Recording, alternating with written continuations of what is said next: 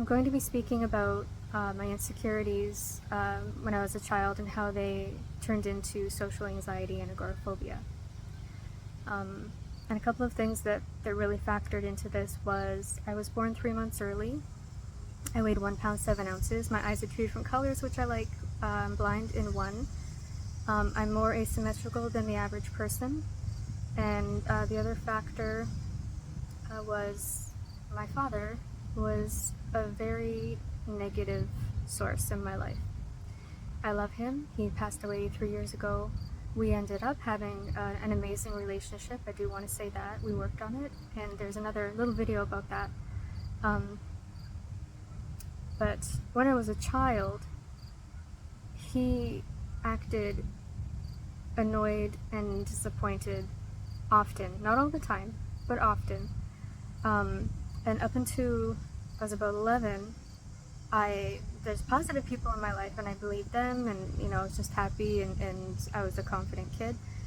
Age 11, I started thinking the indirect messages I was getting from Dad were reality, that what I understood was the world was going to hate me.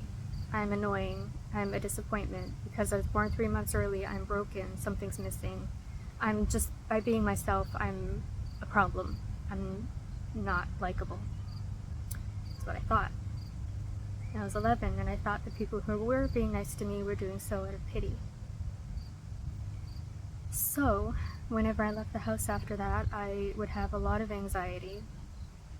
I didn't know what to fix. I didn't know what it was. Was it my eyes? Was it my voice? What was it? So I just had anxiety all the time, just living my life, because I thought I was a problem.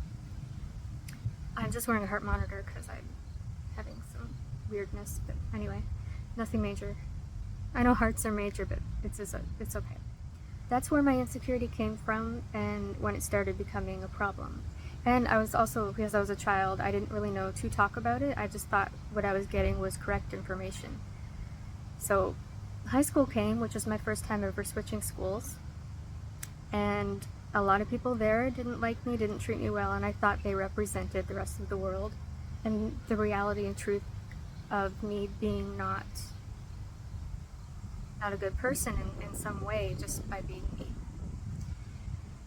So I started having a lot of anxiety 24/7. I didn't want to go anywhere, I didn't want to do anything because, going out, you're with people, you're being seen by people, you're being disliked by people.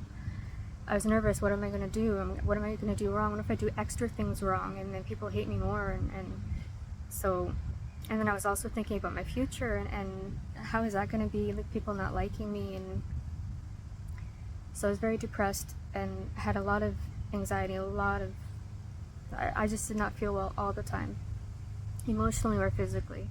High school, it was horrible. Grade 9 was the worst.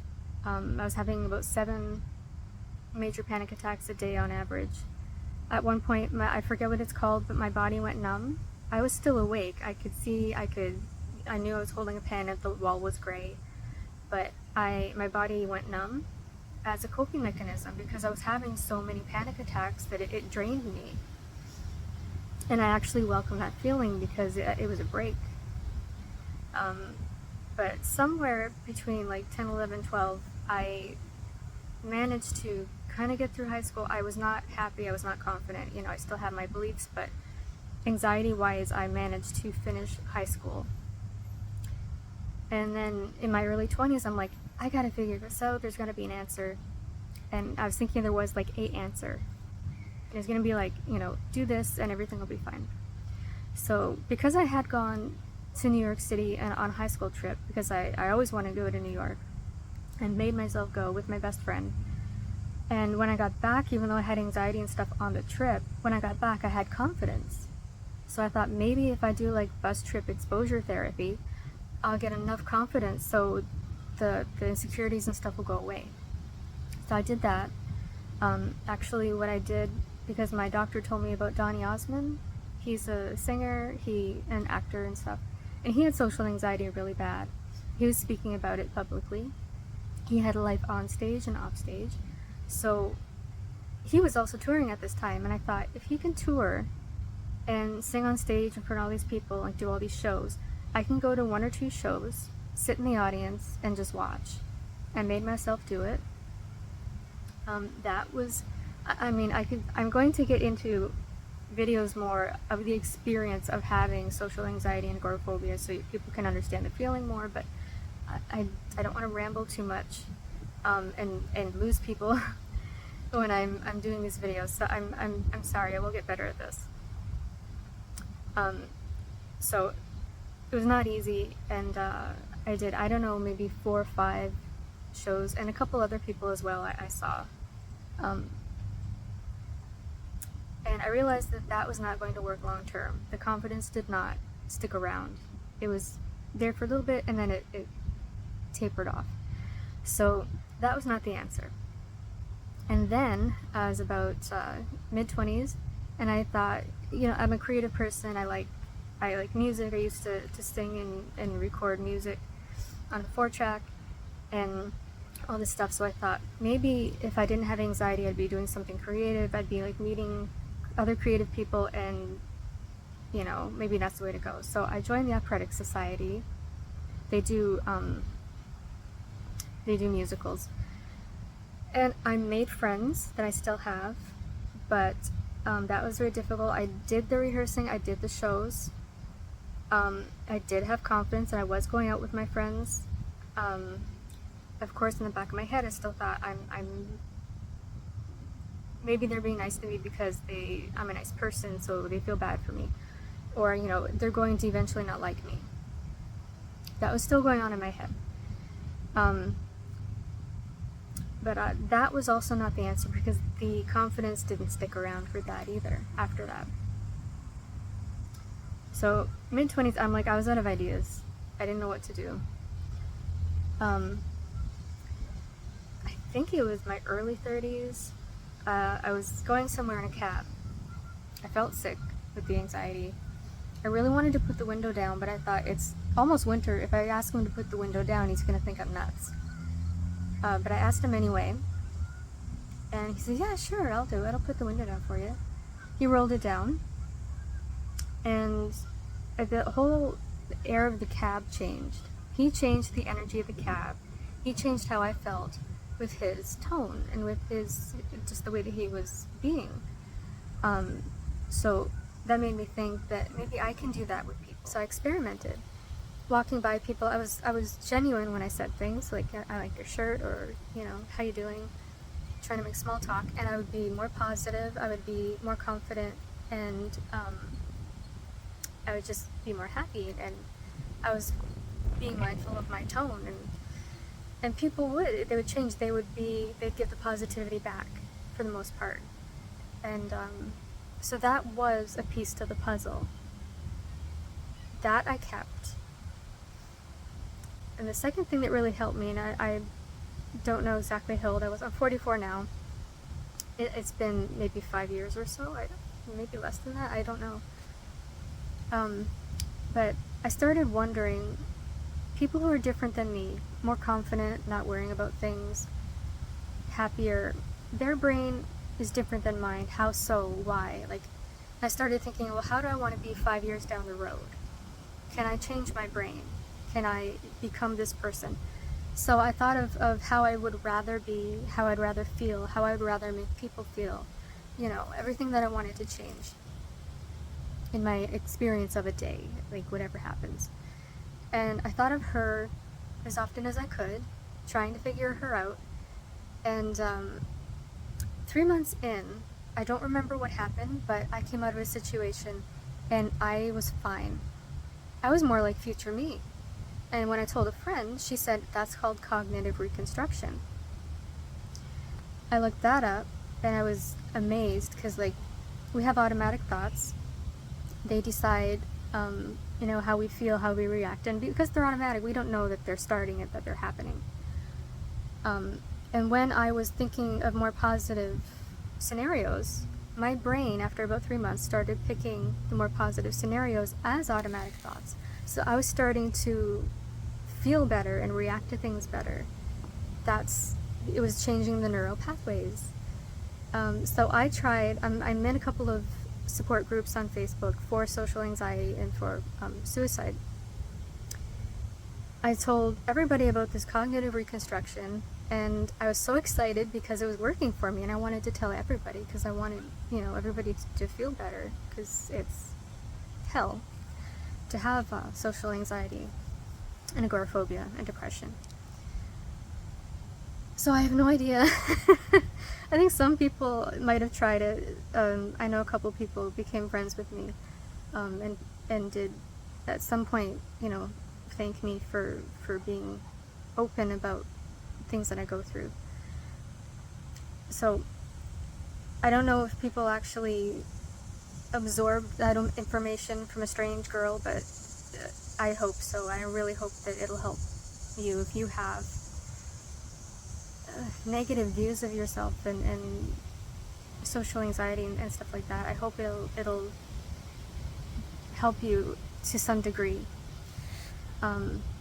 Speaking of, like, hating yourself, I realize that I still have this little negative voice still putting me down.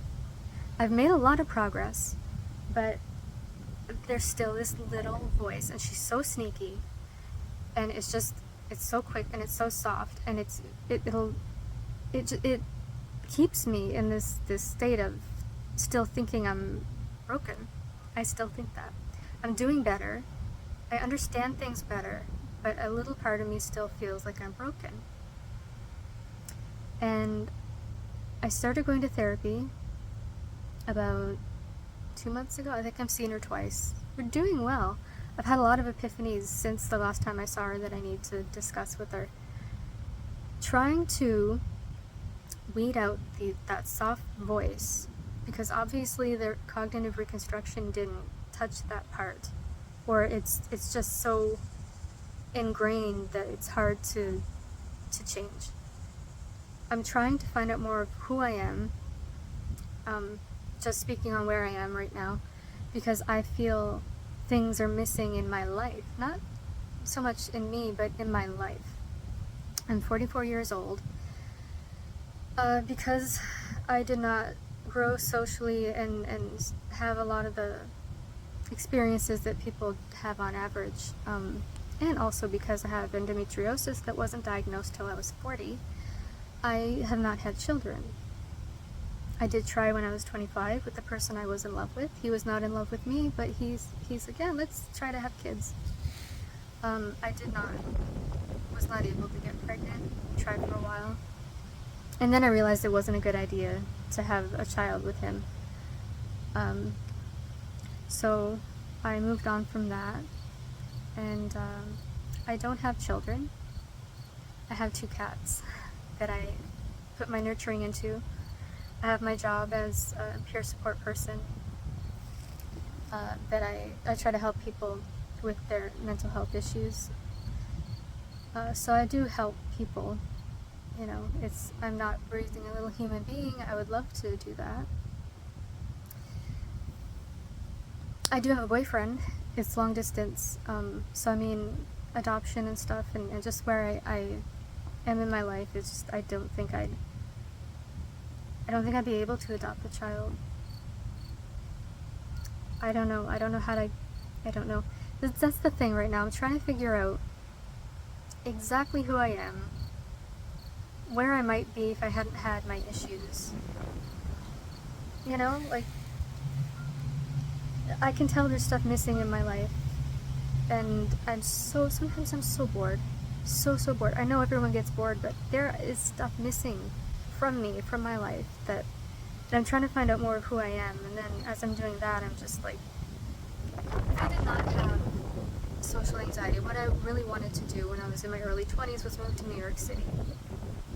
I love New York. I love the people. I love all the different cultures and the honesty, like the bluntness, I guess, from a lot of New Yorkers. If they don't like you, they're going to tell you. You don't have to wonder. Of course, you have to be careful of people trying to con you. But, I mean, I just think if I hadn't moved to New York, I would have learned so much from people and from life. and I would be in a different place, and I crave that. I do not have that. Where I live, I know Niagara Falls is a big city, tourist city, but specifically the area of where I live, there's nothing going on. I know there's stuff missing, and it's angering me, to be honest. I get angry a little with myself. I know I shouldn't, but I'm trying really hard to uncover more of who I am or who I want to be, and then have more going on in my life. Like, cats and mental health is basically my life, and I help my mom because she's getting older, and things are getting harder for her. That's my life, and there's stuff missing. I don't know exactly what, but I want to find out. And I crave interacting with people more, but I'm still awkward. I actually, since starting therapy, I've become a little more insecure. I think because, pulling things up and remembering things and feelings and experiences. And thank you for watching my videos, and I hope they're helpful. I'll be doing more, and I will get better at this. Thank you. Bye.